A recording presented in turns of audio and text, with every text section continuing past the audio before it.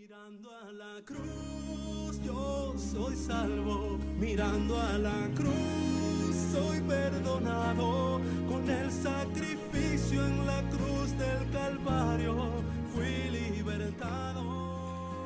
Feliz martes para todos. Mi nombre es Johan Daza, ministro ordenado de la Iglesia Presbiteriana de Cumberland y miembro del Presbiterio de Maús, sirviendo en los Estados Unidos entre las iglesias inmigrantes. Estoy en Memphis, Tennessee. Estoy desde mi casa. Pensar si hay un lugar en silencio en mi casa es imposible. Somos una familia de 5 con 3 niños pequeños, lidiando entre el trabajo, el estudio y sacando tiempos como familia en medio de estos. No ha sido fácil, pero hemos visto cómo el Señor ha sido fiel. Al mismo tiempo que reconocemos que hay familias que están aún mucho más afectadas que nosotros. Por eso, como Presbiterio Maús, hemos tratado de buscar formas de unirnos durante esta Semana Santa de una manera diferente, repensando el significado de ser iglesia.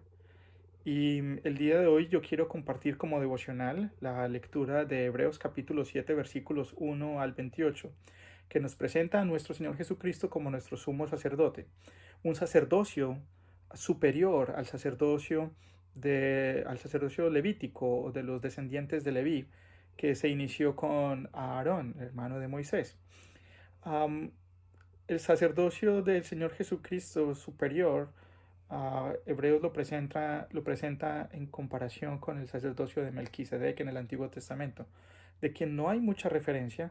Sin embargo, cuando uno entra a estudiar el significado y el rol de Melquisedec, se ve una conexión muy grande con quién es la persona de Jesucristo, de acuerdo a cómo lo interpretó el autor de la carta a los Hebreos. Entonces, cuando pienso en dos cosas básicas del sumo sacerdocio, una para mí ha sido siempre la intercesión constante delante de Dios por el pueblo, el interceder por el pueblo delante de Dios. Y la otra tarea es el de presentar el sacrificio expiatorio para perdón de los pecados del pueblo que se hacía una vez al año. Cuando pienso en Jesucristo, nuestro Señor Jesucristo no solamente es nuestro intercesor, sino que Él mismo fue el sacrificio perfecto y suficiente para el perdón de nuestros pecados y para que todo aquel que cree en Él tenga vida eterna. Es lo que Dios se ha propuesto desde siempre. Así que más que interpretar el texto de Hebreos capítulo 7, lo que yo quiero hacer es que ustedes escuchen el texto y tal vez el texto mismo nos pueda dar respuesta acerca de Jesucristo como nuestro sumo sacerdote. Voy a leer desde la Nueva Versión Internacional. Este Melquisedec, rey de Salem y sacerdote del Dios Altísimo, salió al encuentro de Abraham, que regresaba de derrotar a los reyes, y lo bendijo. Abraham, a su vez, le dio la 10ª parte de todo. Esto está en Génesis 14. El nombre Melquisedec significa en primer lugar rey de justicia y además rey de Salem, esto es, rey de paz. No tiene padre ni madre ni genealogía, no tiene comienzo ni fin, pero a semejanza del Hijo de Dios permanece como sacerdote para siempre. Consideren la grandeza de ese hombre a quien nada menos que el patriarca Abraham dio la 10ª parte del botín. Ahora bien, los descendientes de Leví, que reciben el sacerdocio, tienen por ley el mandato de cobrar los diezmos del pueblo, es decir, de sus hermanos, aunque estos también son descendientes de Abraham. En cambio, Melquisedec, que no era descendiente de Leví, recibió los diezmos de Abraham y bendijo al que tenía las promesas. Es indiscutible que la persona que bendice es superior al que recibe la bendición. En el caso de los levitas, los diezmos los reciben hombres mortales. En el otro caso, los recibe Melquisedec, de quien se da testimonio de que vive. Hasta podría decirse que Leví, quien ahora recibe los diezmos, los pagó por medio de Abraham, ya que Leví estaba presente en su antepasado Abraham cuando Melquisedec le salió al encuentro. Si hubiera sido posible alcanzar la perfección mediante el sacerdocio levítico, pues bajo este se le dio la ley al pueblo, ¿qué necesidad había de que más adelante surgiera otro sacerdote según el orden de Melquisedec y no según el de Aarón? Porque cuando cambia el sacerdocio también tiene que cambiarse la ley.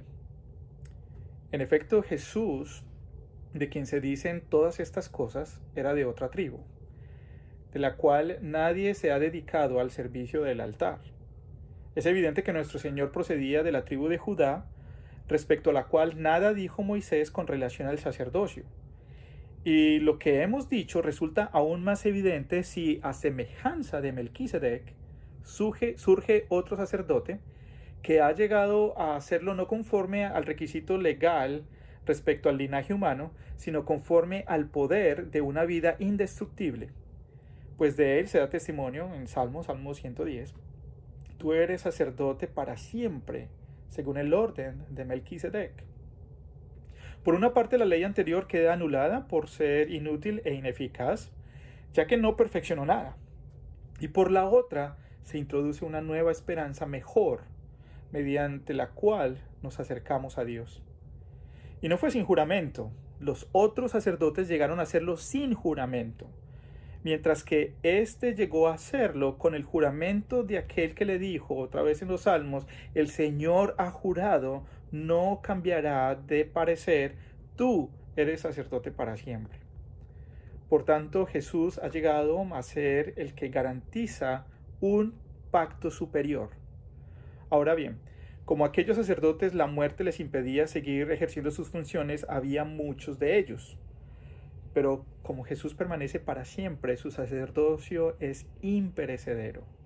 Por eso también puede salvar por completo a los que por medio de él se acercan a Dios, ya que vive siempre para interceder por ellos. Nos convenía tener un sumo sacerdote así, santo, irreprochable, puro, apartado de los pecadores y exaltado sobre los cielos.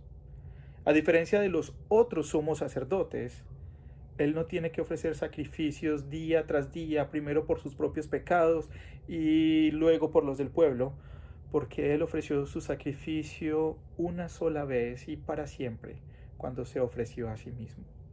De hecho, la ley designa como sumos sacerdotes a hombres débiles, pero el juramento posterior a la ley designa al Hijo de Dios, quien ha sido hecho perfecto para siempre. Mis queridos hermanos, en la cotidianidad de hoy, nosotros estamos llamados a confiar en nuestro intercesor, en el que ha intervenido para traer salvación al mundo. Ese es Jesucristo. Lo hizo por amor a Dios, lo hizo por amor a nosotros. Es por Jesucristo que nosotros podemos otra vez recordar lo que hizo Jesús en la cruz en esta semana. Es por eso que podemos recordar que en medio del virus, en medio de la incertidumbre, Jesús está ahí para traer salvación, para traer salud, para traer restauración. Mis queridos hermanos, nuestra tarea es grande. Más que ser un privilegio, tener un privilegio de ser llamados hijos de Dios, tenemos la responsabilidad de asumir ese rol, aún del sacerdocio universal, para presentar a Jesucristo como nuestro intercesor. Hoy muchas personas están en necesidad de encontrar un intercesor, alguien que intervenga por ellos. ¿Quién más que nuestro Señor Jesucristo? Así que oremos a Dios confiadamente. Y aun cuando oramos, nosotros oramos en el nombre de nuestro Señor Jesucristo, el Rey de paz, el Rey de justicia. Así que vengamos confiadamente y presentémonos delante del trono de Dios, porque nuestro intercesor ya hizo todo lo que tenía que hacer para nuestro beneficio. Oremos. Amado Dios, venimos delante de tu presencia en el nombre de nuestro Señor Jesucristo, en medio de una realidad muy inusual a la que veníamos siendo acostumbrados. Aún en medio de estas realidades nos damos cuenta que las tradiciones tienen cambios y que nuestras tradiciones pueden cambiar siempre y cuando nosotros reconozcamos que tú siempre estás presente en medio de todo lo que ocurre en nuestras vidas. Por eso, Señor, gracias por la salvación tan grande que nos has dado en la persona de Jesucristo. Señor Jesucristo, gracias por ser quien interviene e intercede constantemente por nosotros. Y gracias por dejarnos al Espíritu Santo para entender más de tu palabra y saber quién eres tú. Señor, queremos ser obedientes a tu voz y servirte a través de servir a otros. Llama a tu pueblo, Señor, como nunca antes, para que nos unamos y seamos realmente el pueblo tuyo que ama al prójimo, que sirve al prójimo, que sabe cómo es ser administrador de la creación, reconociendo que tú, nuestro Señor, has hecho todo lo suficiente para darnos la vida que es considerada la vida eterna, la vida en plenitud. Bendice nuestras vidas y nuestras familias y todo lo que hagamos hoy y el resto de esta semana. En el nombre de Cristo Jesús oramos, por el poder del Espíritu Santo. Amén. Que el Señor les bendiga.